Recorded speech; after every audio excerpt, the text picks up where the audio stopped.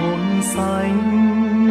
Thiên Chúa cao quan bởi nơi thiên đình, ngự trong hình bánh để nuôi trần gian.